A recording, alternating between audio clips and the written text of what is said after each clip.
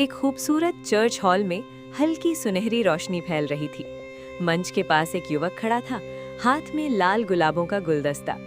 उसके सामने दो लड़कियां खड़ी थीं। दोनों के दिल में एक ही भावना, प्यार। पहली लड़की पतली, सजी धजी और आत्मविश्वास से भरी थी। दूसरी लड़की थोड़ी मोटी थी, लेकिन उसकी आंखों में सच्चाई और मासूमियत झलक रही थी। अचानक दोनों ने एक साथ घुटनों के बल बैठकर उस युवक को प्रपोज कर दिया। पूरा हॉल कुछ पलों के लिए शांत हो गया। युवक हैरान था। उसने कभी सोचा भी नहीं था कि ऐसा पल आएगा। कुछ देर सोचने के बाद उसने बाहरी सुंदरता को देखकर पतली लड़की का प्रस्ताव स्वीकार कर लिया। सबने तालियां बजाईं।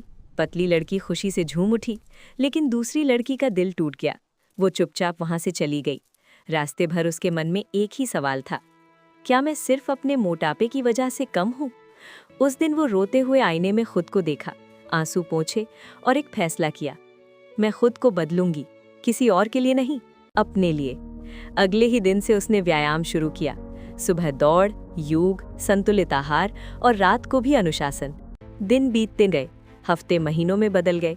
धीरे धीरे उसका वजन कम होने लगा, लेकिन उससे भी ज्यादा उसका आत्मविश्वास बढ़ने लगा। अब उसकी मुस्कान पहले से ज्यादा चमकदार थी। एक दिन वही युवक उसे पार्क में मिला। वो उसे पहचान ही नहीं पाया। जब पहचान पाया तो हैरान रह गया। उसने कहा, तुम तो बिल्कुल बदल गई हो, तुम अब पहले से भी ज्यादा सुंदर लग रही हो।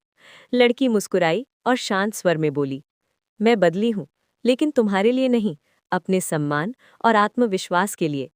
अब उसके शब्दों में दर्द नहीं, गर्व था।